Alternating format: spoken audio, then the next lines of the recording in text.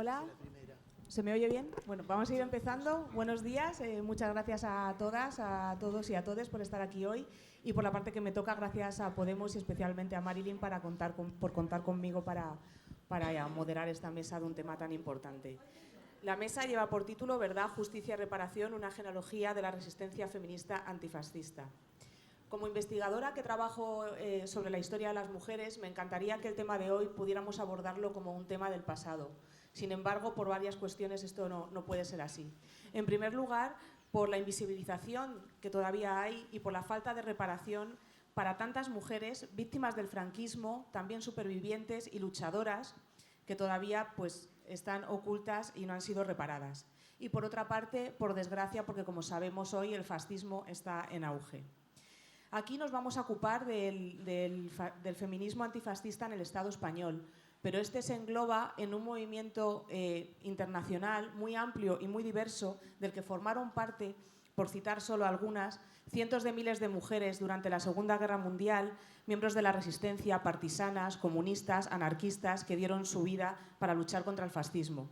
También las madres y abuelas de la Plaza de Mayo de Argentina, o las mujeres que plantaron cara a Pinochet, las portuguesas que hicieron la Revolución de los Claveles o, por ejemplo, las Panteras Negras de Estados Unidos. Pero centrándonos en el caso del Estado español, tenemos que hablar del franquismo, porque ambos temas están totalmente relacionados, más en este año que se conmemoran los 50 años de la muerte del dictador. En esta mesa, las ponentes que tenemos nos van a contar su experiencia y las de sus asociaciones o las de su punto de vista, pero es importante recordar que hay muchas más organizaciones, militantes, activistas, que llevan muchos años trabajando en este camino. En este sentido, no quiero dejar de recordar a las asociaciones memorialistas e iniciativas también concretas que recuperan la memoria de las mujeres, como las que se centran en las presas de la cárcel de Ventas, que estaba situada muy cerca de donde nos encontramos aquí hoy, y que estuvo en funcionamiento hasta 1969 y que fue el mayor centro penitenciario femenino del Estado español y uno de los más duros. También hay que destacar la valiente labor que están llevando a cabo las supervivientes del terrorífico, pero aún poco conocido, Patronato de Protección de la Mujer, institución represiva que estuvo vigente durante todo el franquismo y hasta el año 1985.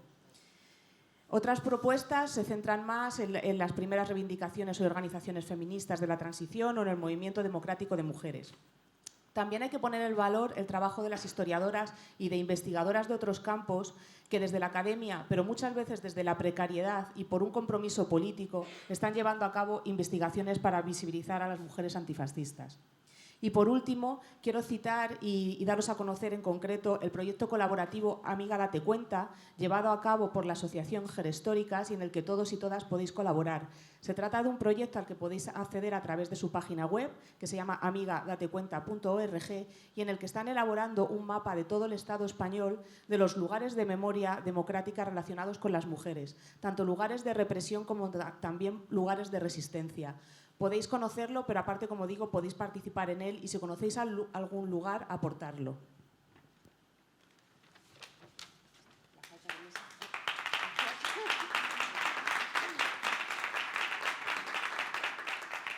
Pero, como os decía, tampoco podemos abordar este tema desde el pasado por el auge del fascismo actual al que nos enfrentamos. Ahora mismo el fascismo, como siempre con la alianza de los grandes capitales y también con la alianza de la industria bélica, se presenta como el mayor ataque a los derechos ya conquistados, a los conquistados en las últimas décadas y a los derechos humanos en general. Lo estamos viendo con el avance de la extrema derecha en países que gobierna hace tiempo como Hungría, pero más recientemente en Argentina con Milei, en Italia con Meloni o en el propio corazón del imperio en Estados Unidos con Trump. Lo vemos también llamar a las puertas del poder en Francia, en Alemania o aquí mismo, con el impune genocidio al pueblo palestino. Lo vemos contar con el sostén de los grandes medios de comunicación y de las redes sociales. Y lo más preocupante, vemos que cuenta con la simpatía o con el apoyo explícito de gran parte de la gente joven. Por todo eso es tan importante hablar de feminismo antifascista hoy, de la memoria democrática de las mujeres y siempre con perspectiva de género, del pasado, pero para el presente y para el futuro. Y para eso, para reflexionar sobre eso y aprender, tenemos a estas 4 ponentes hoy aquí. Paso a presentarlas por orden alfabético, que es como van a ir interviniendo a lo largo de las preguntas. A mi derecha tenemos a Marc Ambroyé, que es una histórica activista andaluza que ha recibido multitud de premios y reconocimientos que avalan su trayectoria. En 1976 fundó el Movimiento Homosexual de Acción Revolucionaria, la primera organización en Andalucía en defensa del colectivo LGTB. Allí fundó también, en 2007, la Asociación Transexuales Ata Silvia Rivera, de la que es presidenta. Y en 2015 fundó la Federación Plataforma Trans, la primera federación estatal de este colectivo. Entre otras muchas iniciativas, Mar fue impulsora de la Ley Trans de Andalucía, que fue una ley pionera, y posteriormente fue impulsora también de la Ley Trans estatal. Actualmente está trabajando para que sea aprobada una ley de memoria trans y LGTBIQA+, de la que hoy nos hablará.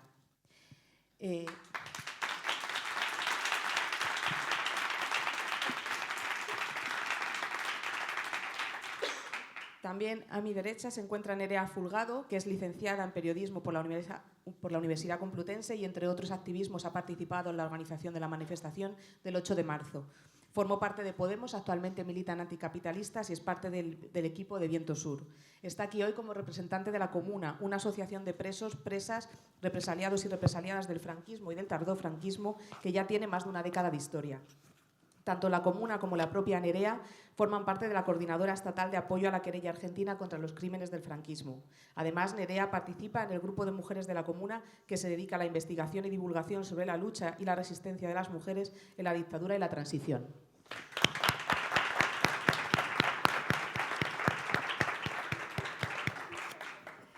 Ahí a mi izquierda tenemos a Soledad Luque, que es profesora en la Universidad Carlos III de Madrid e investigadora del Instituto de Estudios de Género de dicha universidad. Además, también es profesora en otros centros y universidades internacionales.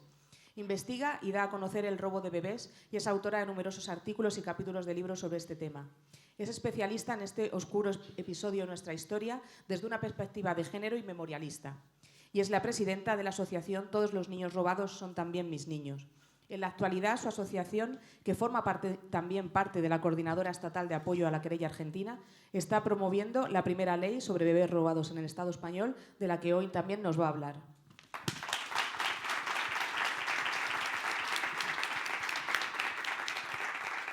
Y para terminar tengo aquí a mi izquierda a Isa Serra, que estudió la carrera de Filosofía y un máster de Economía Internacional y Desarrollo en la Universidad Complutense. Cuando entró a la universidad empezó a participar en el movimiento estudiantil por el movimiento contra el Plan Bolonia. Participó también en el movimiento feminista, en Juventud sin Futuro, en Anticapitalistas y desde su inicio en Podemos. Entre 2015 y 2021 fue diputada de la Asamblea de Madrid y portavoz del Grupo Parlamentario. Y entre 2021 y 2023 fue la jefa de gabinete del Ministerio de Igualdad. Actualmente es eurodiputada, se encarga de temas de libertades civiles, derechos humanos y desarrollo e internamente es coordinadora de la Comunidad de Madrid y portavoz estatal.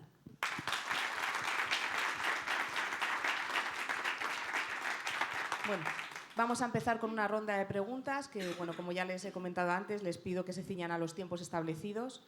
Y en primer lugar queremos reflexionar porque sabemos que el franquismo supuso una brutal represión para las mujeres, desde la violencia física hasta la exclusión política, pero pasando por un sinfín de estrategias de control físico, psicológico y emocional.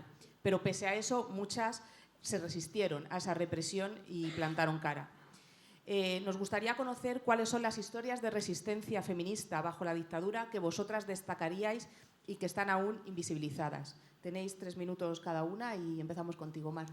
Bueno, pues muchísimas gracias y un saludo a todas, a todos y a todas por darme esta oportunidad. Hablar del colectivo LGTBI y hablar de las personas trans me parece necesario porque nosotras también formamos parte de ese hilo rojo que junto a las estudiantes, que junto a las mujeres, que junto a los trabajadores, que junto a los mineros también lucharon contra el franquismo y por traer la democracia a España. Que no se olvide. Nosotras hemos enfrentado al franquismo pues con una ley que además que en todos los países totalitarios siempre tiene como objetivo perseguir a los homosexuales, pero también uno de los defectos que ha tenido las dictaduras era no distinguir orientación de identidad y entrábamos todas en el mismo saco, con lo cual las identidades trans para las dictaduras era como el extremo de la homosexualidad, pero verdaderamente, y aquí no quiero hacer un discurso victimista, sino reivindicar al sujeto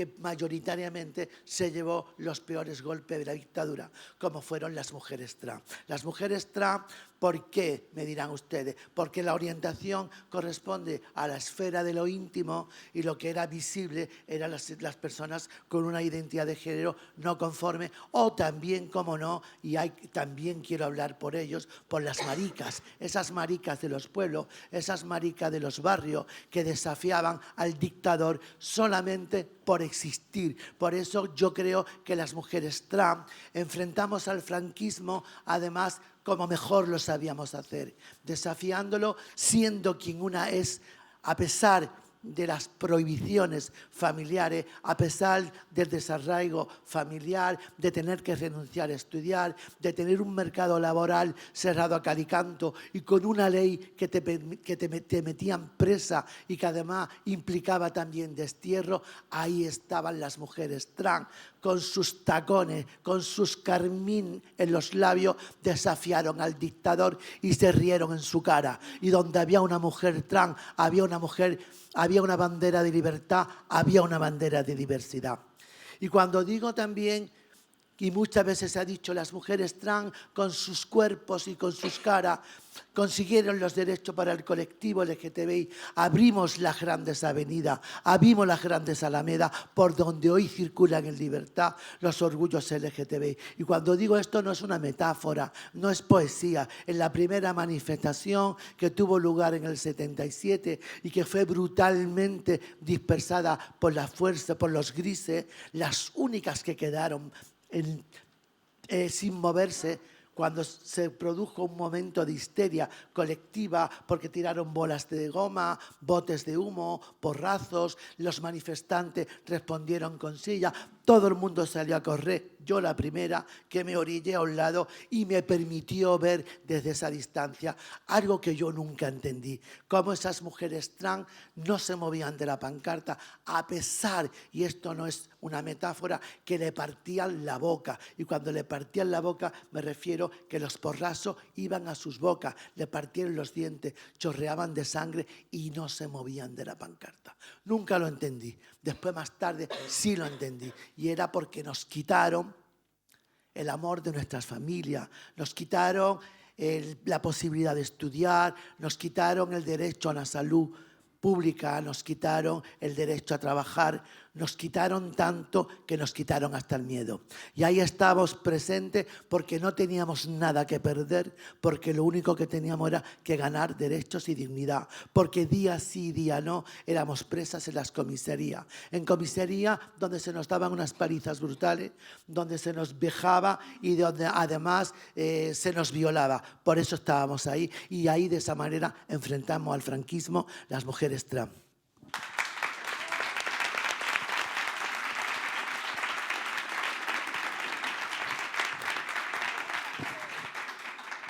Bueno, pues buenos días. Gracias por invitarnos a la Comuna a esta mesa. Como podéis observar, yo no soy una represaliada del franquismo, pero vengo a explicaros una historia. Las mujeres durante la transición y durante la dictadura habéis sido torturadas de una manera sistemáticas y específicas por ser mujeres. Las violaciones, el aceite de ricino, el rapado de cabeza, los niños robados, son torturas específicas que se hacían por ser mujeres. Cuando hablamos de qué somos ahora mismo, es muy importante saber de dónde venimos. Es muy importante saber que, por ejemplo, aquí en Madrid, en el edificio donde tomamos las uvas, mirando al reloj, ahí abajo se torturaba a personas. Se torturaba a personas durante muchos años. Ahí estaba Billy el niño, con una pistola, deseando que cualquiera confesase y que podríamos ser cualquiera si todo sale mal, pues podríamos ser cualquiera de nosotros. Nosotros, por ejemplo, desde la Comuna y con otras organizaciones hemos echado para adelante algo llamado lugares de memoria, que viene recogido en la Ley de Memoria. Es básicamente significar unos espacios para explicar su historia. Bien, en Madrid hay muchos espacios que han sido lugares de memoria, Por ejemplo, ha habido más de 30 cárceles, que muchas de ellas se están cayendo a cachos, o que se han resignificado de otra manera, porque, por lo que hemos visto hasta ahora, a la transición, a la derecha y no tan derecha, en realidad no les interesa mucho saber sobre memoria. Por mucho que ahora se saque lo de los 50 años y todo el rollo, no. Eso es simplemente decir que la Constitución fue fetén, que no hubo ningún tipo de represión en absoluto, que nadie murió en un calabozo y que, por lo que sea, nadie acabó tirado desde una ventana o en un río ahogado. Y luego también teníamos la institución del patronato. El patronato, la presidenta era Carmen Polo, la Collares. Este patronato funcionó hasta el año 85. En el año 85 ya gobernaba Felipe González. Y era una institución que básicamente podía llevarte a cualquiera de nosotras por una denuncia, que podía ser por una autoridad civil, una eclesiástica, la policía, tu propia familia, y te llevaban a un reformatorio en el mejor de los casos, o bien directamente a un manicomio. Así que, bueno, en realidad hemos mejorado con el tiempo, es verdad, pero sí que es cierto saber que esas cosas pasaron y pasaron hace realmente pronto. Mi madre podría haberle pasado, porque yo soy hija de hija de monomarental, podría haber pasado. Podría pasar en muchas de nuestras familias y el patronato no se habla y es una institución que torturó sistemáticamente a las mujeres. Y por último, quería contar una cosa sobre la comuna en sí misma. Y es que el nombre de la comuna no es casual. La comuna era una forma de organización entre las presas en las cárceles, entre las presas políticas de la cárcel. Y así es como se constituyó nuestra asociación, con ese nombre.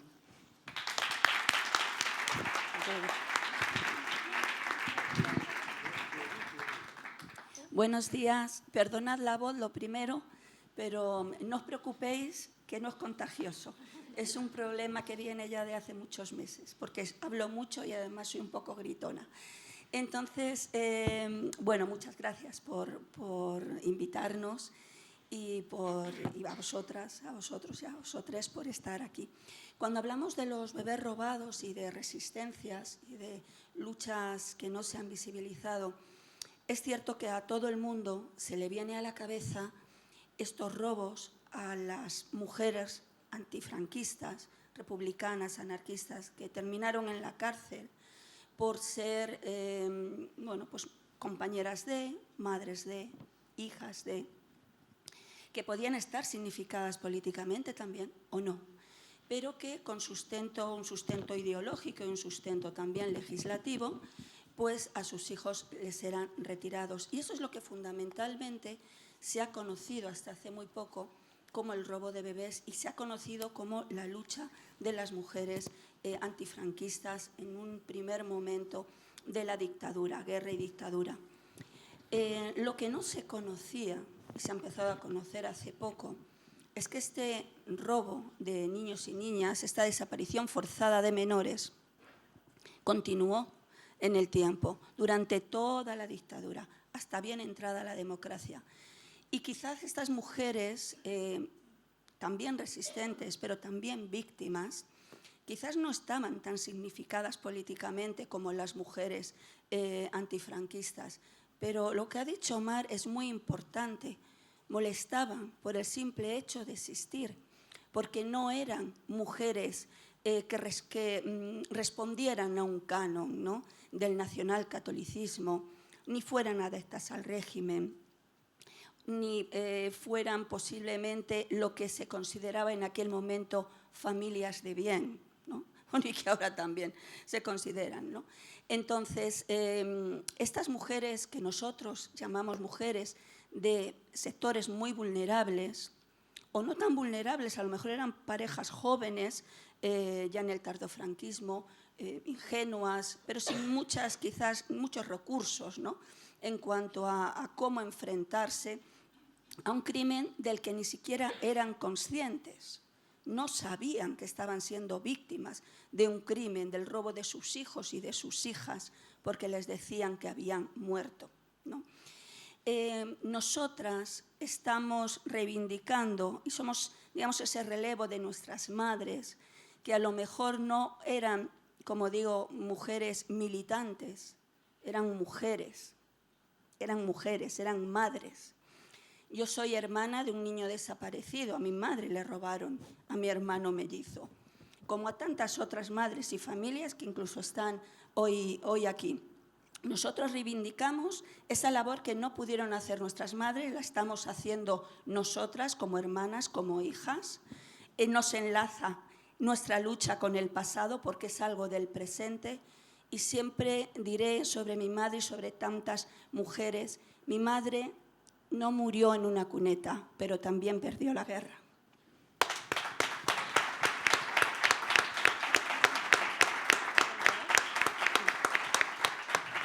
Bueno, hola a todos y a todas y a todes. Lo primero, muchísimas gracias por estar aquí. Es un orgullo poder estar también con vosotras aquí hablando. Y bueno, a mí, sobre la pregunta que planteaba Sara, o sea, yo creo que en primer lugar lo importante también es decir que el feminismo tiene como una tarea que tiene que ver obviamente con la memoria democrática, ¿no? Pero que también, cuando hablamos de memoria democrática, hablamos de la memoria democrática del propio feminismo, ¿no? Y que las dos cosas van unidas, ¿no? Precisamente porque la lucha por las mujeres, la lucha por los derechos de las mujeres, la lucha por el feminismo, la lucha por los derechos de las personas LGTBI, siempre ha sido una lucha por la democracia, ¿no? En la que las mujeres han sido protagonistas de procesos democráticos, ¿no? Y cuando hablamos de memoria y de por qué tenemos esa tarea como feministas, tiene que ver, bueno, pues con la memoria del conjunto de la humanidad, la memoria democrática del conjunto de la humanidad, y en segundo lugar la memoria del feminismo, ¿no? Y de toda la represión que hemos vivido también como feministas, desde la caza de brujas hasta nuestros tiempos, ¿no? Y por eso, por lo que hemos sido siempre protagonistas de los procesos populares, de los procesos democráticos, lo vamos a seguir siendo, ¿no? Yo creo que después hablaremos del momento en el que estamos, pero obviamente estamos en un momento en el que hay experiencias, aprendizajes de la historia del feminismo que tenemos que traer hoy aquí, ¿no? Sobre todo cuando hablamos de un mundo cada vez más en guerra, en la que se está avanzando hacia una escalada bélica, la guerra como proyecto de mundo, de Europa, en la que, bueno, pues ya lo vemos, avanza el fascismo en Argentina, en Estados Unidos y en Europa, ¿no? Y precisamente ese fascismo obviamente es negacionista, como lo vemos por parte de Milei en Argentina, ¿no? Y obviamente, ya lo habéis dicho, ¿no? Durante la guerra civil, durante el golpe de Estado, la guerra civil, el franquismo, las mujeres, las feministas, las personas LGTBI fueron especialmente reprimidas, sirvieron como chivo expiatorio y fueron especialmente estigmatizadas por esa ideología del nacionalcatolicismo, ¿no? Y durante todo eso, a pesar de esa represión, hemos continuado, y las mujeres han continuado, y las feministas han continuado siendo las impulsoras, ¿no? Durante la transición también, posteriormente, y ha habido momentos en la transición que no solamente tienen que ver con la lucha por la democracia concretamente, como sí, por ejemplo, ese manifiesto de mujeres feministas que se hizo por una constitución feminista que se pasó por encima de ella, sino también momentos como el juicio de las 11 de Basauri en el año 76, que fue una estigmatización, una represión de las mujeres para impedir nuestro derecho a decidir sobre nuestro cuerpo y nuestro derecho al aborto. Pero con lo que quería hablar simplemente en este poco tiempo es precisamente también lo que decía Soledad, ¿no? Yo creo que cuando hablamos de la lucha de las mujeres en la República, frente al golpe de Estado, en la guerra civil y en el franquismo, hablamos muchas veces de algunas mujeres que fueron muy conocidas, ¿no? Y yo creo que es importante, obviamente, honrar y reconocer la lucha de mujeres como Clara Campoamor o Victoria Kent. Obviamente es muy importante, ¿no? Pero eso también invisibiliza lo que significó también el golpe de Estado, la guerra civil y el franquismo para las mujeres en su conjunto y para las personas LGTBI en su conjunto, ¿no? Una represión que tuvo que ver precisamente con que el golpe de Estado, la guerra civil y el franquismo es una respuesta frente a un proceso popular, frente a un proceso feminista de avance de derechos, de conquista de derechos, fue precisamente por eso por lo que la reacción tuvo que ver también con un modelo económico y de represión y cultural en el que las mujeres sufrieron especialmente, ¿no? La pobreza, cuando se aplica la ley de responsabilidades políticas que tiene carácter retroactivo y hay muchos hombres que entran a la cárcel en un modelo basado en la familia, en un modelo social basado en la familia, en la que hay muchas mujeres que se quedan solas sin capacidad para tirar de las familias y muchas mujeres empiezan a cometer hurtos y a cometer delitos precisamente porque no hay ninguna forma de sobrevivir en este contexto, ¿no? Y lo que me parece fundamental es esto, hablar de cómo el golpe de Estado, el franquismo, fue un proceso de represión, de explotación, de imposición de un modelo cultural para el conjunto de las mujeres y no solamente para unas pocas, y eso también forma parte de la violencia política que significó el franquismo, ¿no? Muchas gracias.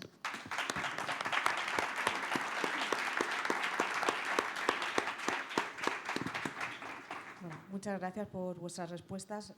Ahora vamos con otro tema también delicado y complicado, como es la impunidad, ¿no? La impunidad, que sigue siendo una herida abierta. Y queremos saber qué pensáis vosotras, qué mecanismos de justicia y reparación creéis que se necesitaría llevar a cabo desde las instituciones en el Estado español para las víctimas y para sus descendientes. De nuevo tenéis 3 minutos cada una.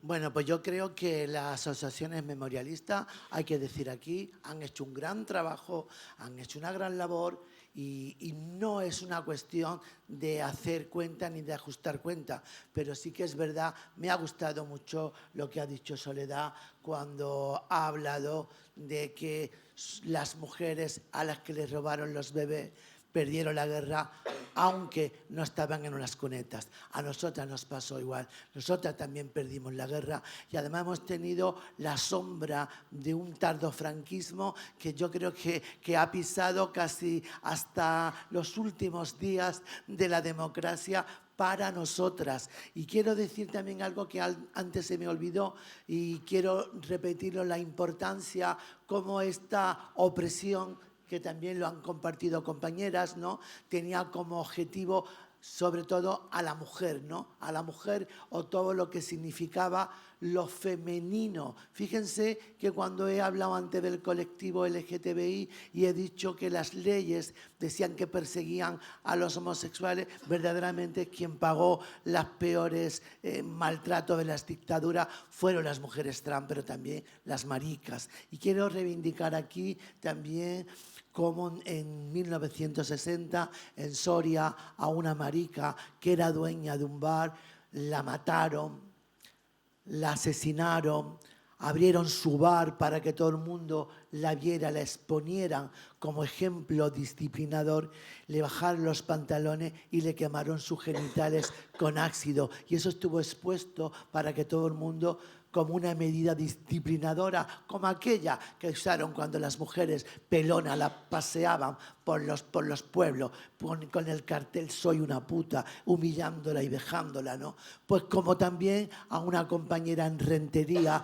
también a Francis, y esto pasó ya en el 79, ya, yo digo, ya con un año de Constitución, también un policía en un bar a Francis, que era una travesti, le pegaron un tiro en la cara. Quiero decir con todo esto que se han cebado con nosotros. ¿Y por qué? Porque en el fondo a los dictadores lo que más le molestaba era el desafío de esos roles de género que han estado indisolublemente y subliminalmente ligado a lo que son actitudes que tienen que ver con el patriarcado, el militarismo, el autoritarismo, ese machismo rancio que hemos sido capaces de subvertir y de deconstruir las mujeres para hacer un mundo mejor, no solamente para nosotras, sino también para los hombres. Y por eso quiero decir también cómo ha sido ese hilo que ha tenido como destino las mujeres, pero nosotras también hemos tenido una gran resiliencia. Nosotras tampoco teníamos tiempo para militar de una manera organizada, porque lo único que teníamos tiempo era para subsistir, para poder pagarnos una pensión y poder abrigarnos del frío, de la calor, para comprarnos unos zapatos o para hacer frente también a nuestras necesidades, no solamente alimentarias, sino de vestimenta. Pero aún así, jamás renunciamos a quien éramos. Y hoy estamos aquí para decir que hemos cambiado un mundo que no logró cambiarnos a nosotras.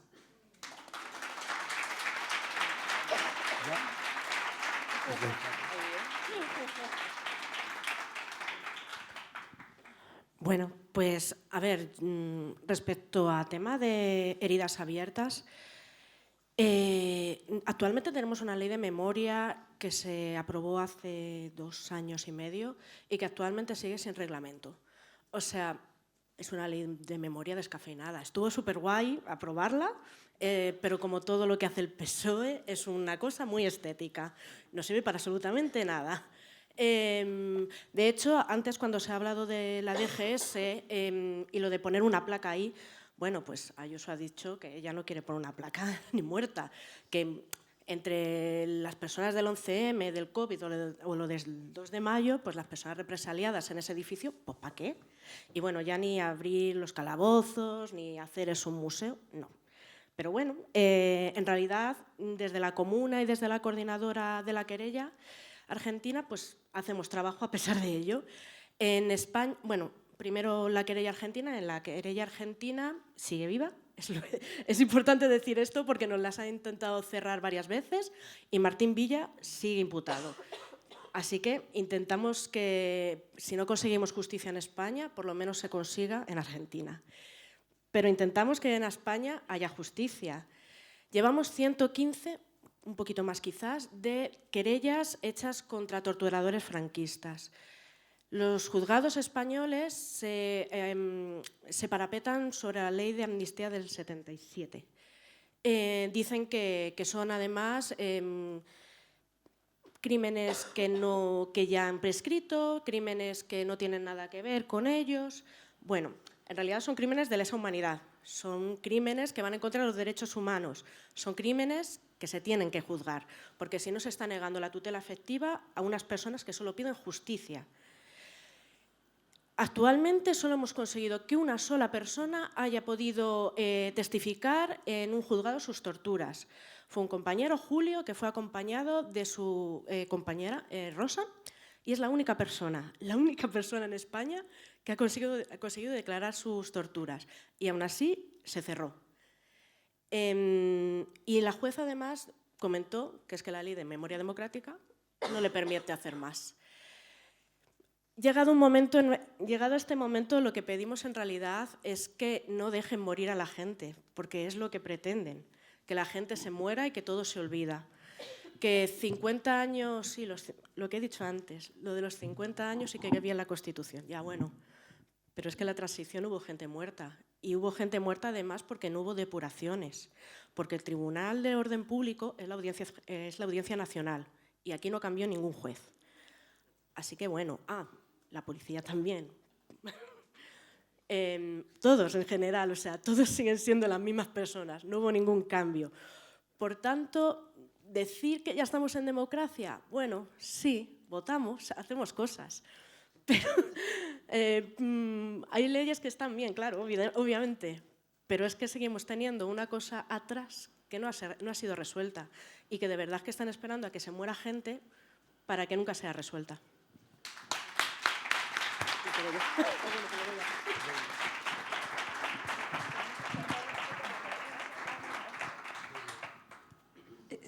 Bueno, ¿qué mecanismos tiene que poner el Estado en marcha contra la impunidad? Pues todos. Claro, es verdad que hay una ley de memoria democrática. Yo creo que ha mejorado la del 2007, pero tiene una gran carencia que tiene que ver con la justicia, ¿no? Con el derecho a la tutela judicial efectiva. No olvidemos que, obviamente es imposible olvidarlo, ¿no? El franquismo triunfó, pero vamos, triunfó espléndidamente y llegó hasta acá, a cada rincón, ¿no? de cada pueblo, incluso de cada casa. Y la represión no fue únicamente una represión política, Fue una represión política, ideológica, religiosa, con todos los preceptos del nacionalcatolicismo, una represión de género, de la que nos trae fundamentalmente hoy aquí, ¿no? Lingüística, en fin, de todo tipo, con lo cual fue un conjunto de represiones continuadas, solapadas y sistemáticas. Por tanto, los recursos contra la impunidad que produjo todos los crímenes que se produjeron en el franquismo y transición, pues tienen que ser también en la misma escala, ¿no? Recursos que cubran todos esos crímenes fruto de toda esa impunidad, fruto de todas esas represiones. De hecho, hay una cuestión fundamental que tiene que ver relacionada, ¿no?, con la primera pregunta de cómo a las mujeres se les ejercía un control físico, psicológico, emocional. Claro, muchas personas piensan, bueno, ese control bajo esa idea, esos experimentos que hizo Vallejo Nájera, ¿no?, sobre el gen rojo, sobre la maldad en la mujer, ¿no?, por ser mujer. Claro, mucha gente piensa, bueno, pero eso fue en la primera parte de la dictadura. No, esos preceptos continuaron y marcaron a generaciones y generaciones de mujeres. Y es lo que dio lugar a toda esa represión que luego se transformó en verdaderas torturas en los centros del Patronato de Protección a la Mujer, hasta el año 85, efectivamente, ¿no?, 3 años después de la llegada del PSOE al poder. Por tanto, la gran carencia que yo creo, que pensamos muchas asociaciones memorialistas, no la está cubriendo la Ley de Memoria Democrática. De hecho, esa Ley de Memoria Democrática ni siquiera incluye a las víctimas del patronato. No lo olvidemos tampoco. Esa Ley de Memoria Democrática tiene esta gran carencia, el derecho a la justicia, y no estamos hablando de una justicia punitiva, porque no se trata de meter, ya ganas tendríamos, pero no se trata de meter a un señor de 80 años en la cárcel, pero sí de que quede en la historia su nombre como uno de los perpetradores, torturadores o ladrones de niños que existió en la dictadura hasta bien entrada la democracia.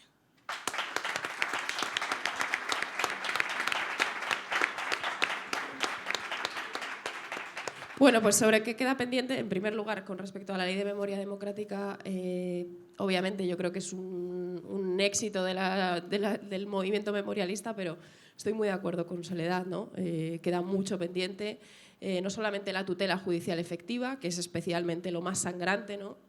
Yo creo que evidentemente cuando vemos una y otra vez exaltaciones fascistas ante las que no se hace absolutamente nada por parte del Estado, pues tiene que ver con un incumplimiento flagrante de esa ley, y luego, por ejemplo, todo lo que tiene que ver con los espacios de memoria también hay enormes carencias, ¿no? Pero cuando pensamos también en qué queda, o sea, en primer lugar, ¿qué queda?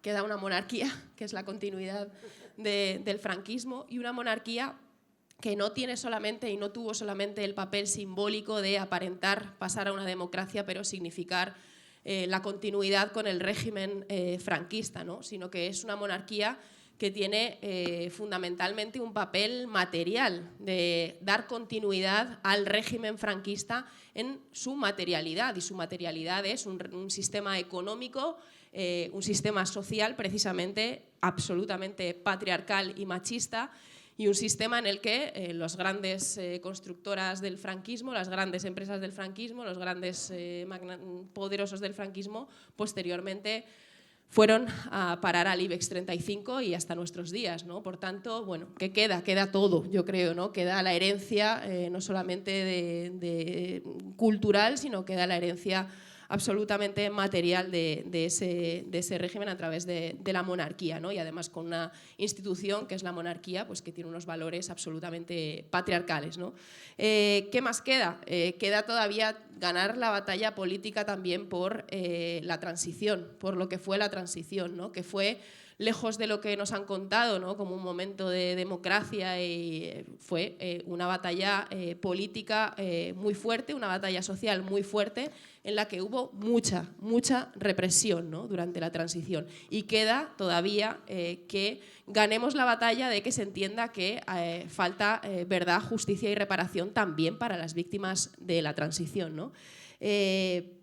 Y decíais, queda obviamente todo lo que tiene que ver con la reparación a las personas LGTBI, la reparación a las víctimas de los bebés robados, y con lo de qué queda con esa monarquía que tenemos también, pues nos queda el Franco. Ahora se celebran los 50 años de la muerte de Franco. Bueno, pues nos queda el franquismo dentro de nuestras instituciones, ¿no? Y eso es un elemento central para la batalla feminista. Y yo creo que cuando vemos lo que ha pasado en los últimos años con la lucha por la ley solo sí es sí, la reacción que ha habido y la reacción que sigue habiendo, y la justicia patriarcal que tenemos, que lo vemos una y otra vez, y que lo hemos visto concretamente en ese juicio de Íñigo Errejón y Elisa Muliá, en la que se filtran unas imágenes y se ve claramente cómo es la justicia de nuestro país. Había que filtrar unas imágenes para que todo el mundo reconociese lo que llevamos diciendo mucho tiempo. Bueno, pues se ve que tenemos a franquistas de ultraderecha en el Poder Judicial y en la judicatura de nuestro país. Entonces, pues nos queda limpiar nuestras instituciones y nuestro Estado de todos esos franquistas que han heredado las instituciones, que tienen que ser instituciones democráticas y que tienen que ser instituciones del pueblo, y eso solamente va a ser en una república, pero una república feminista.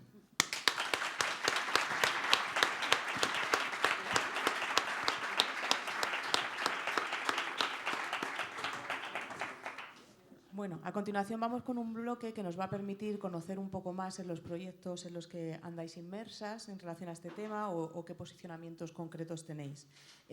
Vamos a empezar con Mar, que para ver si nos puede explicar un poquito en qué consiste la propuesta de ley de memoria trans y LGTBIQA+. Bueno, pues consiste precisamente en hacer justicia, en algo que queda pendiente, en algo que nosotras entendemos que había que dar dignidad a todos esos muertos que estaban en las cunetas, pero también hay que dar dignidad a las pocas personas que han sido víctimas de la dictadura, del posfranquismo, incluso de un periodo de democracia, y que hoy viven en la extrema precariedad como fruto de una violencia sistemática que el Estado ha perpetrado contra ellas. Hay un número de personas, no somos tantas las que estamos vivas, que anteriormente he dicho, bueno, porque se vieron obligadas a no poder trabajar, a no poder estudiar, a tener que abandonar sus casas, a no tener una salud pública, y que además de manera material, de manera que pagaron con sus cuerpos esa lucha por la democracia, hoy se merecen dignidad, hoy se merece vivir la vejez que le queda con dignidad. Y esta ley fundamentada pues en que hemos sufrido cárceles, persecución, destierro, tampoco nos olvidamos, y en nuestra ley sí que está incluida a las lesbianas que tuvieron el mismo destino que mujeres anarquistas, que mujeres comunistas, que mujeres socialistas, recluidas de manera forzosa en esa institución fascista que era el patronato de la mujer. Por lo tanto, también no hemos olvidado esa perspectiva de género en esta ley de memoria trans y LGTBI. Pedimos como una manera de reparación que las personas que fueron objeto de encarcelamiento por aplicación de la ley de vagos y de maleantes, por la ley de peligrosidad social o por aplicación del artículo 431 del Código Penal que hablaba de escándalo público, pues estas personas o las mujeres que fueron objeto de prisión por el patronato de la mujer tengan el derecho a una paga cuya cuantía equivalga a la pensión mínima de cualquier jubilado sin cargas familiares.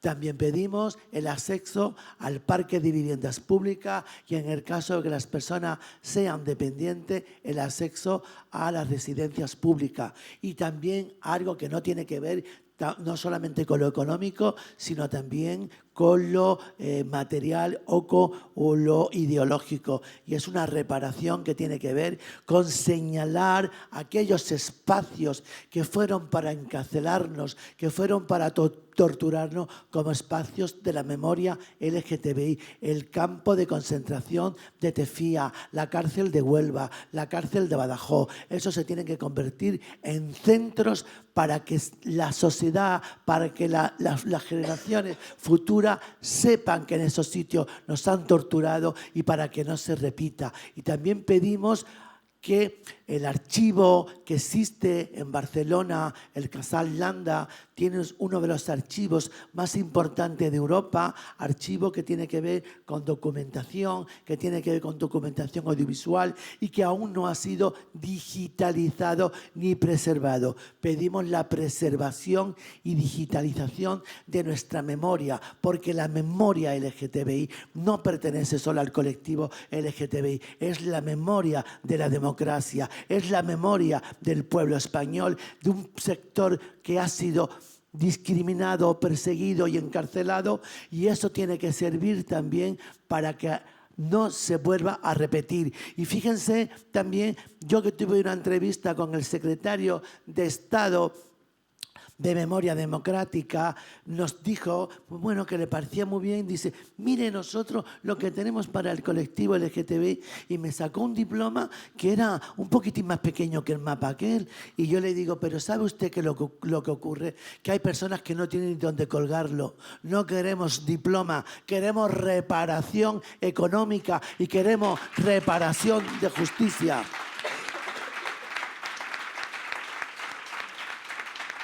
Y ahí vamos a pelear, decir que en qué proceso está la ley. Precisamente hoy tenía el gobierno de plazo para poderla retirar. De momento no sabemos, yo creo que no la ha retirado. La ley ha salido ya con un cierto abrigo político, la firmó Podemos, la firmó Sumar, la ha firmado Esquerra Republicana, Bildu, Junts per Catalunya y BNG.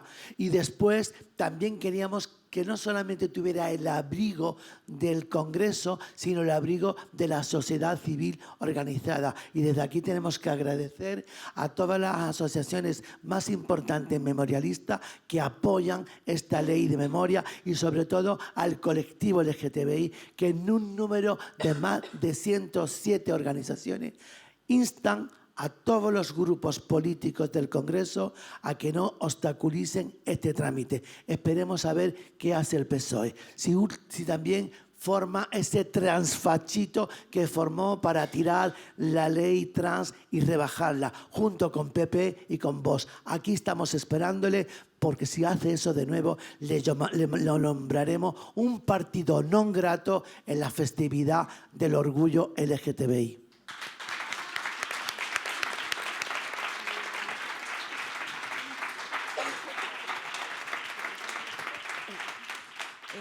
Bueno, ahora vamos con Nerea para ver si ella nos puede contar un poquito el trabajo que se desarrolla en el grupo de mujeres de la comuna. Y bueno, se me ha olvidado deciros que en este caso tenéis 5 minutos cada una.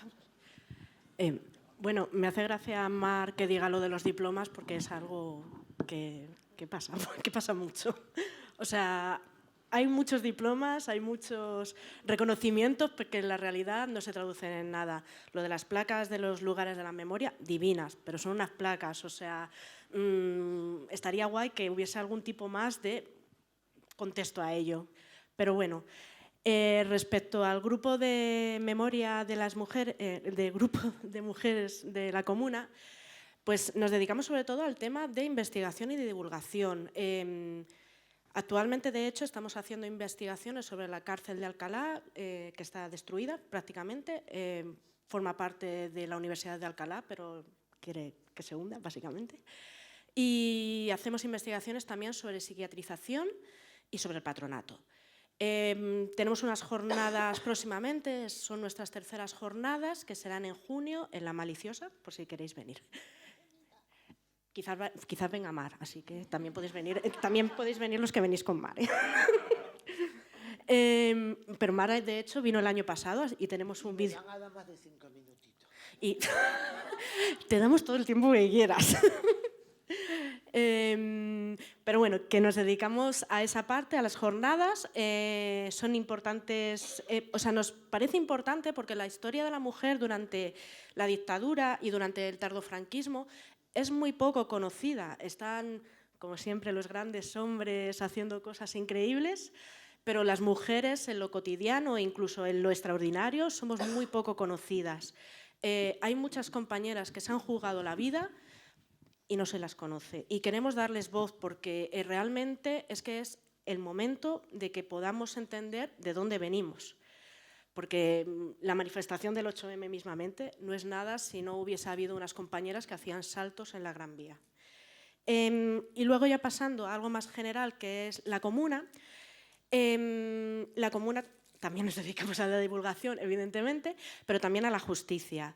No solamente pedimos justicia mediante querellas, sino que también hacemos, pues para qué engañarnos, hacemos lobby. Y vamos al secretario y le contamos que está muy bien todo lo que hace, pero que por favor que lo haga bien. Y además lo hacemos con compañeras que nos manifestamos enfrente de su secretaría y que de repente, por lo que sea, pues expedientes que han caducado misteriosamente, pues ya no están caducados. Ya tiran para adelante. Así es como hemos conseguido, de hecho, que la DGS, los restos de la cárcel de Carabanchel y la tapia del cementerio del Este, pues quizás sean lugares de memoria. Y bueno, por terminar, pues estamos implicadas en casi todas las luchas por derechos humanos de la Comunidad de Madrid. Intentamos llegar a más cosas, pero de la Comunidad de Madrid. Formamos parte pues, de No Somos Delito, de las 6 de la Suiza, de los 6 de Zaragoza, del 8M. En fin, me encontraréis a mí o a otras compañeras que también militan en otras 1000 cosas, así que bueno, en fin. Y que estáis más que bienvenidas a acercaros y decir, oye, ¿qué hacéis en la comuna? Tenemos mazo de trabajo, o sea, nos encanta que la gente investigue con nosotras, os lo aseguro.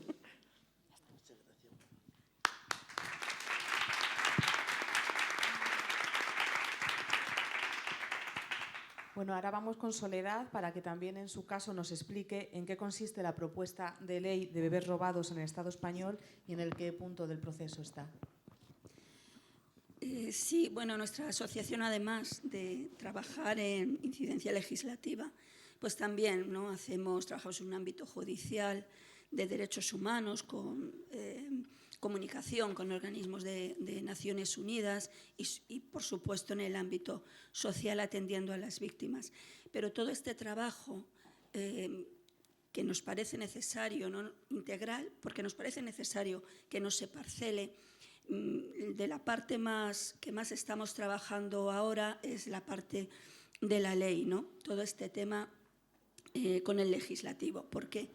Bueno, pues porque hasta ahora, y seguimos así, somos las víctimas o las personas que trabajan pro bono con nosotras las que están realizando el trabajo para, de alguna forma, no solo acompañar a las víctimas, sino investigar lo que sucedió, localizar documentación, atender a las demandas judiciales, a llevar informes a Naciones Unidas, es decir, todo forma parte, son pequeñas piezas de un mismo puzzle. Pensamos en una ley estatal porque, aunque hemos participado en las leyes autonómicas de memoria democrática, nos dimos cuenta que en el apartado de bebés robados había algo que no funcionaba en el tema autonómico, y es que los niños podían haber sido arrancados de una comunidad de una comunidad autónoma y llevados a otra, con lo cual los bancos de ADN autonómicos nos servían de poco.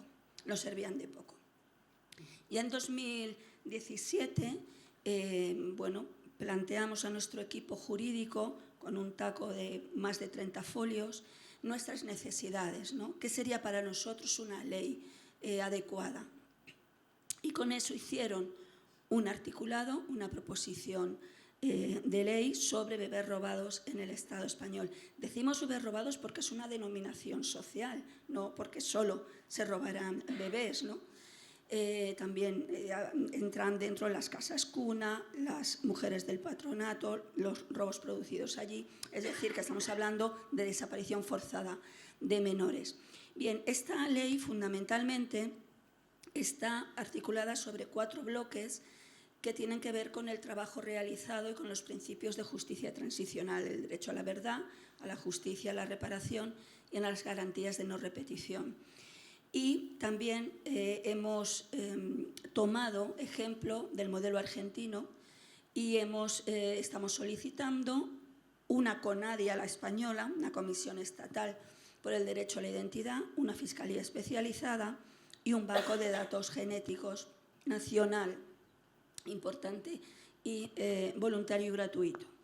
Bien, esto en cuanto a las bases de la ley, la función principal es el objetivo principal es que sea el Estado el que por fin se haga cargo de la resolución, de la investigación y resolución de este crimen, de averiguar dónde están estos niños y niñas y de aportar esos derechos que fueron totalmente usurpados a las víctimas, ¿no? Tanto en cuanto a su maternidad robada como al robo de identidad de los niños y niñas.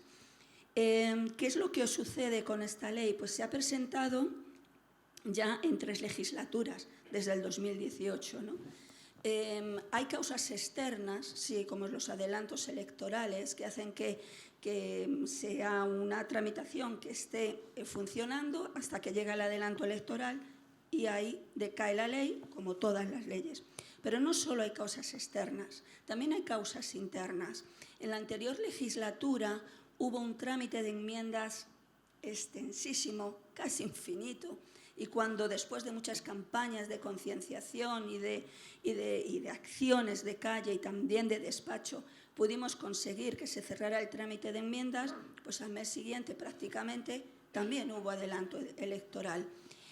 Si hay un consenso como lo hay, político y social, y cuando hablo de consenso político estoy hablando que todos los grupos políticos, excepto la extrema derecha, apoyan esta ley, aunque no todas la hayan firmado. ¿Qué es lo que está ocurriendo? Pues algo muy, en fin, que puede parecer una obviedad, pero yo creo que hay que contarlo y que tiene relación con lo que habíamos hablado antes, ¿no? De la lucha contra la impunidad.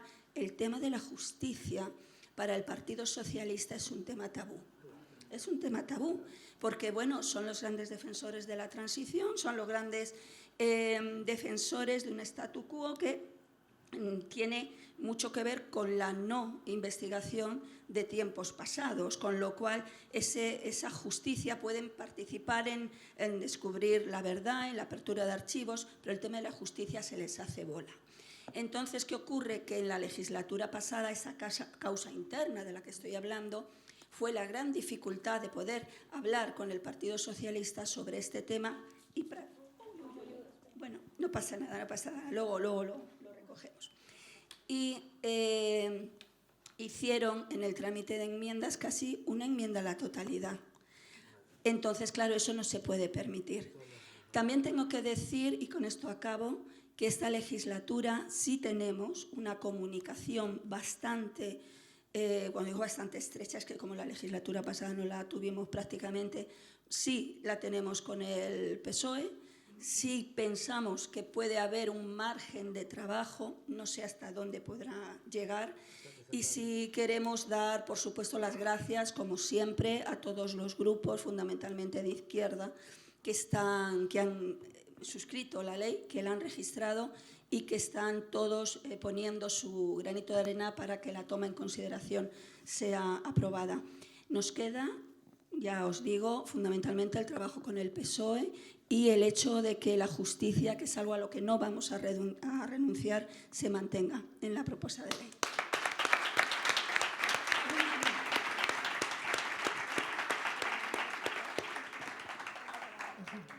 Bueno, pues ahora vamos contigo, Isa. En tu caso, desde la política institucional, sea desde el Parlamento Europeo o en otros ámbitos, aunque sabemos que la correlación de fuerzas es muy complicada, ¿cómo crees que se puede aportar para la reparación de la memoria democrática?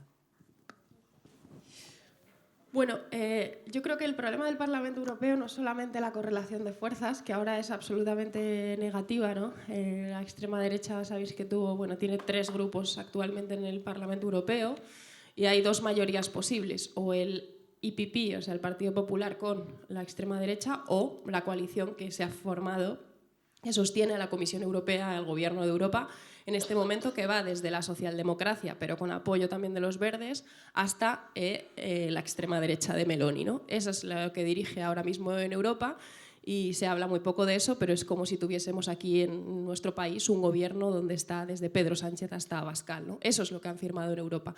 Pero a pesar de esas mayorías, lo que decía también es que no solamente depende de esa correlación de fuerzas, porque lo que realmente es el Parlamento Europeo es, un día me lo dijeron y tienen muchas razones, el fotocall más caro del mundo, porque es una institución hecha para que Europa parezca democrática, ¿no? Cuando no tiene capacidad legislativa y cuando en realidad todo lo que se decide en Europa lo decide la Comisión Europea y el Consejo, y lo que dice el Parlamento, pues ya. Eso no quiere decir que no piense que hay que estar ahí y hay que tener voz y que es fundamental que se nos oiga fuerte en el Parlamento Europeo. Pero también para que nos hagamos una idea de que el Parlamento Europeo no tiene capacidad de decidir leyes para directivas, digamos, para Europa, ¿no? Y que lo que dice posteriormente se modifica y chimpún, ¿no? Siempre hemos tenido como una inferioridad respecto a Europa y tenemos a Europa como si fuese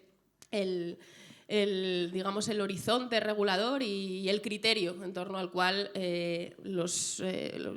defender los derechos humanos, pero esta es la Europa que hemos tenido siempre, por desgracia, y que sobre todo tenemos en un contexto de avance del fascismo como tenemos. Entonces, en Europa se han aprobado varias resoluciones, ¿no? Que, digamos, condenan la violencia neofascista en las legislaturas anteriores, obviamente ahora no. Y hay algunas resoluciones en las que, bueno, pues poder agarrarnos, ¿no? Pero es muy vacuo lo que hay ahí y poco útil para la lucha por la memoria democrática, ¿no? Por ejemplo, lo que tiene que ver con los secretos oficiales del Estado, que es algo que en nuestro país está pendiente, como sabéis, ¿no? Que se conozca la verdad sobre lo que ha sucedido, por ejemplo, en el golpe de Estado del 23F, aunque ya lo sabemos muchas de las que estamos aquí, todavía el país en su conjunto no tiene derecho a conocer lo que sucedió. Es verdad que Europa, digamos, la Comisión Europea en las pasadas legislaturas ha dicho que había que desclasificar los secretos oficiales del Estado. Estas son unas recomendaciones que se ponen ahí en un papel, en un informe de derechos humanos y Estado de Derecho, y posteriormente no se hace y ya está, ¿no? Y esto es lo que es Europa. Pero, más allá de esa burocracia, ¿no? En la que consiste el Parlamento Europeo y las instituciones europeas, pues yo creo que en Europa nos estamos jugando todo frente al fascismo en este momento, ¿no? No solamente en Europa, sino a nivel internacional. Yo creo que la lucha que tenemos que dar ahora no es una lucha solamente en nuestro país, que es fundamental, sino que es una lucha internacionalista, internacionalista, ¿no? Y solamente desde ahí vamos a conseguir hacer frente al avance del fascismo, y también tenemos que tener en cuenta que nuestro país sigue siendo pues resistencia todavía, a pesar de los límites que hay en el gobierno de nuestro país, frente a el avance de la ultraderecha que hay en otros países europeos, ¿no? Así nos reconocen. Obviamente, yo no creo que eso sea gracias al Partido Socialista, que, como habéis dicho, es el pilar del régimen del 78 y el que más ha hecho para que en este país no haya, precisamente por el papel que tiene, ¿no? El papel que juega para que en este país no haya memoria, verdad, justicia, sino precisamente por lo que significó aquí el 15M y posteriormente el surgimiento de un proceso que llegó a las instituciones con el gobierno de coalición, que es lo que todavía impide que haya avanzado más la ultraderecha en nuestro país, ¿no? Pero, como decía, nuestra lucha es internacional e internacionalista, ¿no? Estamos viendo lo que está haciendo Trump, y yo creo que frente a eso tenemos que tener muy en cuenta no solamente que tenemos que hacer una lucha internacionalista profundamente antirracista, y eso también yo creo que el feminismo en los últimos años nos ha enseñado mucho, un feminismo que es un feminismo popular, antirracista, con toda su pluralidad, con toda su diversidad y con todas sus carencias, pero un feminismo que ha tenido muy en cuenta en la última ola que hay que ampliar el sujeto del movimiento feminista, ¿no? Porque tienen que estar todas las mujeres desde su diversidad para que realmente estemos pudiendo estar en disposición de transformar el mundo, y que frente al supremacismo de Trump y de todos los fascismos y neofascismos que hay ahora mismo en Europa es fundamental ese antirracismo, y un feminismo y un movimiento, digamos, a nivel internacional que luche contra ese negacionismo, ¿no? Y hablaba antes de Milei, ¿no? Y del negacionismo de Milei que estamos viendo en Argentina, pero yo creo que también cuando pensamos en lo que está sucediendo hoy en Palestina hay que tener en cuenta que ese genocidio que hemos visto durante 15 meses, que se ha sostenido sobre ocupación, genocidio y apartheid durante 77 años, es algo que puede tener lugar hoy gracias al negacionismo, gracias al memoricidio precisamente de la historia del pueblo palestino, de la Nakba del 48 y de lo que significó esa limpieza étnica y de la responsabilidad europea y occidental y también de Naciones Unidas que ha habido siempre en esa historia de Palestina. Por tanto, frente al mundo que tenemos en este momento, creo que los aprendizajes, digamos, de la lucha por de la memoria democrática son fundamentales, ¿no? En el caso de Palestina, en el caso de Milei, en el caso de luchar contra esta ofensiva fascista a nivel mundial, ¿no? Ya está, gracias.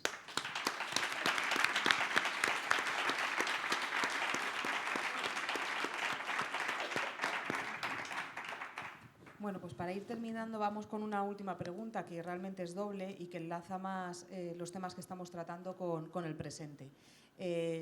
Sería un poco saber cómo pensáis que se entrelaza esta lucha antifeminista de las mujeres con las resistencias actuales precisamente ante el auge de los fascismos y la extrema derecha, y qué enseñanzas creéis que nos deja la memoria histórica a los feminismos de hoy.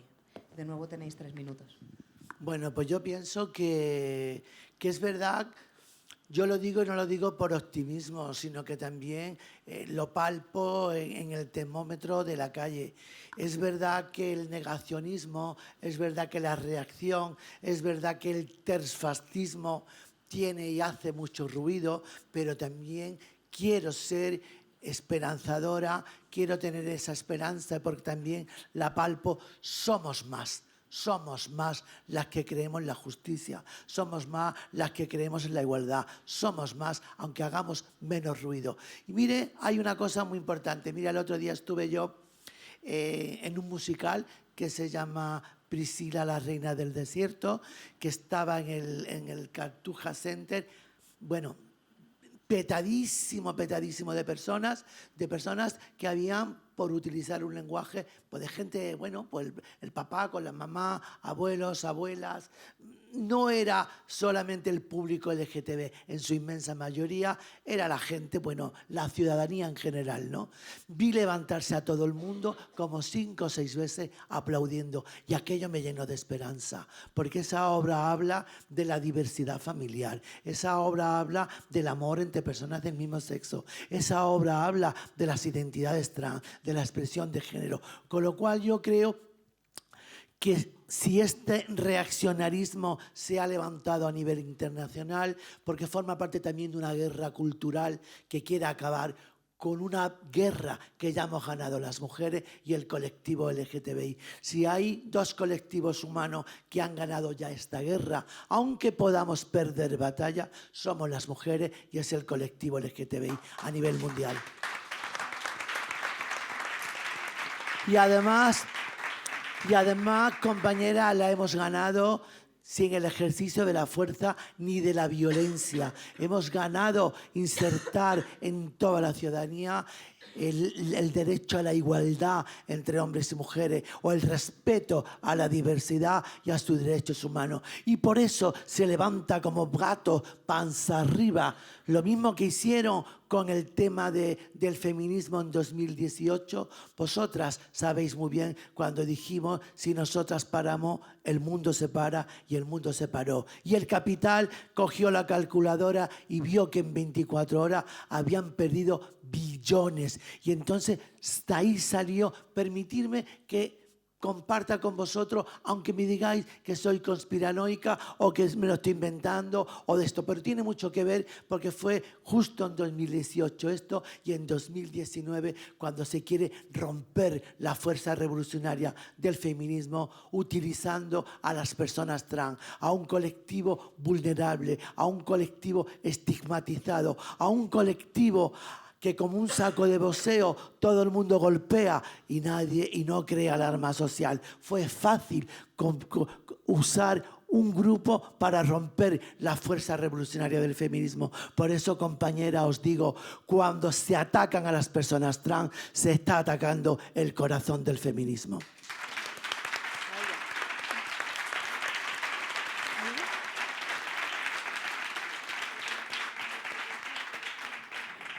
Bueno, pues compañeras, yo creo, para empezar por lo que me ha enseñado la comuna a mí y para explicar un poco qué hago yo aquí en realidad, porque no soy una persona mayor, yo no he sido represaliada, pero sí que es importante que entendamos de que precisamente es importante que aunque no tengamos un familiar represaliado, que aunque no tengamos un familiar en la cuneta o aunque no tengamos un familiar que haya sufrido una situación de tortura, todos somos partícipes de la memoria y es importante conocerla y formar parte de ella, investigarla. No hay nada que luche mejor contra el fascismo que la memoria, porque los fascistas lo que hacen es el olvido. Y no podemos caer en el olvido. Tenemos que ser consecuentes con nuestra propia historia. Porque además yo cuando me siento en la mesa con la comuna, cada 2 semanas, lo que salgo de allí es pensando en lo bonito que es estar organizada. Porque la organización conlleva un compromiso y un compromiso te hace fuerte frente a personas que niegan nuestra realidad, que niegan un pasado y que quieren seguir defendiendo unos privilegios que ya no son suyos y que además se los debemos de quitar. Creo que ellos siguen luchando por un régimen del 78 que está caduco, que el PSOE sigue luchando por un régimen que apuntala todo el rato, por ejemplo, con actos como estos de los del 50 años del franquismo, y que nombra lugares de memoria, por ejemplo, la Expo del 92, que tiene mucho que ver con el lugar de memoria. O que solo antes os he hablado de cárceles, vale, pues solo salen 2 en todo el año. O no nombra cosas importantes como, por ejemplo, las últimas personas condenadas a muerte. En fin, creo que además es importante que salgamos de aquí con una idea de esperanza. Precisamente ellas me generan mucha esperanza de que si se ha podido salir de ahí, podemos seguir avanzando hacia un futuro mejor y que es necesario seguir luchando por ello.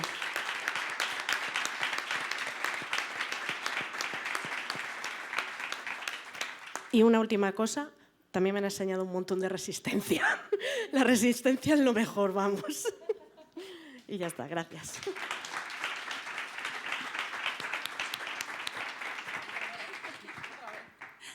Bueno, cómo se enfrenta, ¿no? También el feminismo antifascista al auge de esta extrema derecha. Bueno, yo no concibo el feminismo si no es antifascista, con toda esa globalidad, con lo cual estamos ya nominativamente en el buen camino. Es verdad que no tenemos algunas cosas o bastante todavía en contra. Ya sabéis que a pocos kilómetros de aquí se está celebrando en este momento la primera cumbre de los patriotas, ¿no? ¿Qué evento va a salir fundamentalmente en los medios de comunicación hoy, en los telediarios, este que estamos haciendo, o el fascismo? Pues tenemos claro cuál, ¿no? Por tanto, nuestra labor, aunque solo sea aquí, en este momento ya es importante. Y es un acto lleno de esperanza, por supuesto. En cuanto a la relación con la memoria histórica, yo creo que tenemos que tener esa certeza de que no es qué ocurrió en este país, qué no ocurrió en este país, ocurrió de todo. Y la memoria histórica y la memoria democrática nos lo está poniendo, nos lo ha puesto delante. Y todo lo que todavía nos queda por saber. Todo lo que todavía nos queda por saber y todo lo que queda por salir, y fundamentalmente relacionado con la represión contra las mujeres. En este punto, y relacionándolo, vinculándolo con el robo de bebés, y para terminar, mirad, siempre se ha pensado desde que salió este tema que esto era algo que se hacía por negocio. Es falso, es falso. No que no hubiera un intercambio de dinero, pues claro que se enriquecían, que pasaba en el trabajo esclavo, es que no se enriquecían en el expolio, pero no estaba exento de otros motivos represivos, ¿no? Que ese es el marco en el que nos tenemos que centrar. Por eso nosotros vemos el robo de bebés no solamente desde una perspectiva memorialista, sino también desde una perspectiva de género, como un crimen contra las mujeres, independientemente de que se enriquecieran o no, porque el objetivo no hay que centrarlo en la ganancia de dinero únicamente, sino en todo lo que enmarcaba ese crimen y tantos otros crímenes de la dictadura.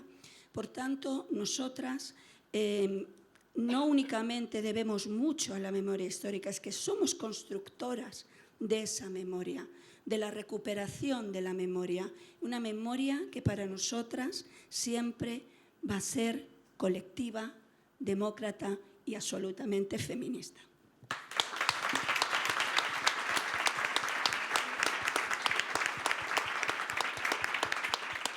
Bueno, pues yo creo que, en primer lugar, ¿qué podemos aprender, ¿no?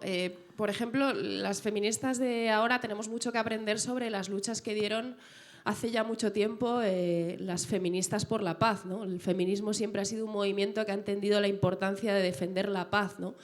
Y que la guerra es lo contrario al proyecto que tenemos como feministas, y que la guerra es un proyecto que genera fascismo. No solamente es la estrategia por parte de los fascistas, sino que es precisamente también por eso una dinámica, una forma de romper con lo que es la política, de romper con lo que son los vínculos y la idea de sociedad que tenemos, que genera siempre fascismo, ¿no? Y estamos en un momento en el que se está apostando directamente por la guerra, ¿no?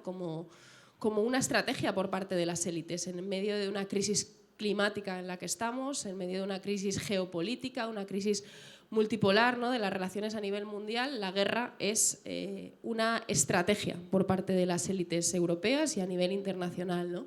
Y también es una excusa para vulnerar los derechos humanos, es una excusa para defender el racismo, es una excusa para levantar fronteras, es una excusa para las deportaciones, es una excusa para las políticas más crueles y deshumanizadoras que estamos viendo, ¿no? Por tanto, tenemos mucho que aprender de la herencia y del recorrido y de la experiencia del movimiento feminista por la paz, ¿no? En el año 1915, 1000 mujeres se juntaron en La Haya para defender la paz.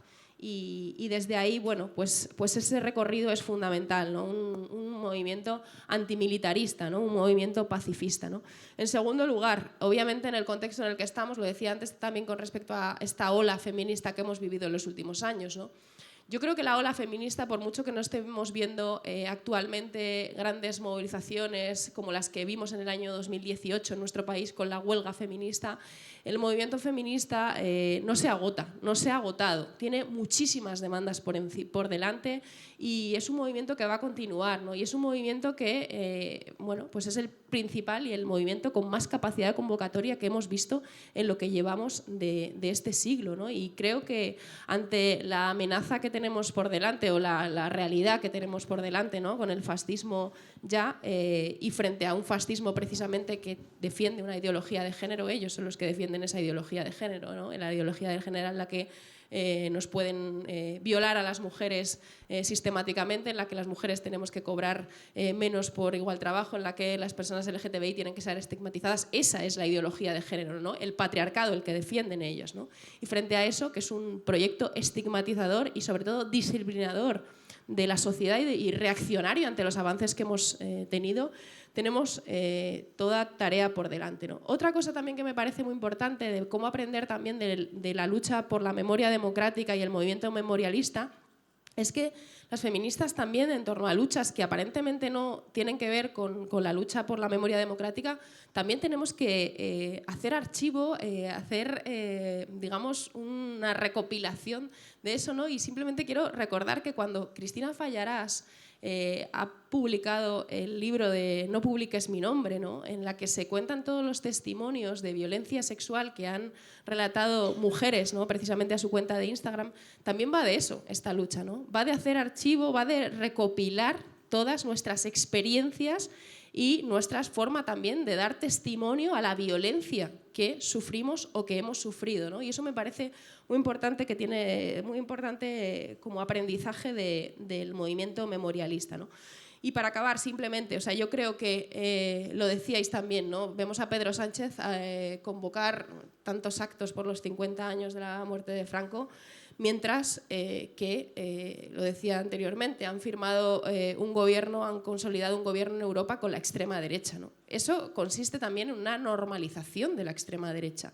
Lo que tratan de decirnos en Europa actualmente es que la extrema derecha de Meloni no es la misma que Patriots, por ejemplo, los de Vox, ¿no? Que están con Orbán y que se reúnen este fin de semana en Madrid, que es otra extrema derecha y que hay que incorporarla a la lógica institucional, ¿no? Que hay que normalizarla en nuestra sociedad. Eso es a lo que está colaborando el Partido Socialista en este momento, ¿no? Por eso cuando sistemáticamente vienen con el discurso, ¿no? Y para eso hacen esos 50 años de la muerte de Franco, de que viene el lobo, que viene la ultraderecha para tratar de reforzarse, pero si son ellos los que están generando que crezca la ultraderecha y que se normalice la ultraderecha. Y por último, creo que estamos en un momento en el que si siempre hemos tenido claro aquí que las luchas populares, las luchas sociales son lo que permite que demos avances institucionales. En este momento, más que nunca, no esperemos nada de las instituciones europeas, no esperemos nada de las instituciones en este momento. Obviamente tenemos que estar ahí, somos un partido, somos una organización política que aspira a transformar también desde las instituciones, pero creo que tenemos que tener muy claro que solamente desde un movimiento a nivel internacional, internacionalista, anticolonialista, antirracista, feminista, popular, vamos a conseguir hacer frente en este momento a la batalla que tenemos por delante, que es una batalla histórica por el conjunto de la humanidad. Y sin más, que gracias también a todas las personas que estáis aquí, porque, bueno, o sea, y lo decía también Nerea, ¿no? Estamos aquí hablando personas que somos más jóvenes, de las que tenéis una experiencia mucho más profunda en lo que tiene que ver con precisamente la lucha contra el franquismo, la lucha en la transición, y la lucha contra la represión, ¿no? De lo que fue el franquismo y la transición, pero que precisamente también va de eso, ¿no? Va de que tomemos el testigo, va de que aprendamos de la lucha que disteis y que seguís dando muchísimas de las personas que estáis aquí, así que simplemente yo, para acabar, quiero agradeceros a todas las que estáis aquí. Gracias.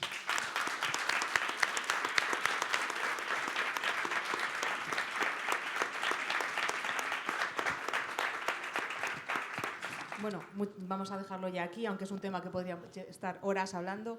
Gracias al público, gracias sobre todo a las ponentes por vuestra generosidad, porque además os habéis ceñido al tiempo cuando eso es un tema del que podríais contarnos muchísimo más. Ha quedado claro con todos los datos aportados todo lo que nos queda por aprender, todo lo que nos queda por avanzar para llegar a esa verdad, justicia y reparación que pedimos. Como decía Soledad, que además era una frase que yo también traía escrita, ¿no? El feminismo desde luego o es antifascista o no es. Pero bueno, aquí también nos queda claro que somos muchas, somos más, sabemos de dónde venimos, estamos organizadas y sabemos sobre todo de quién somos las herederas. Así que bueno, pues para adelante. Muchas gracias a todos.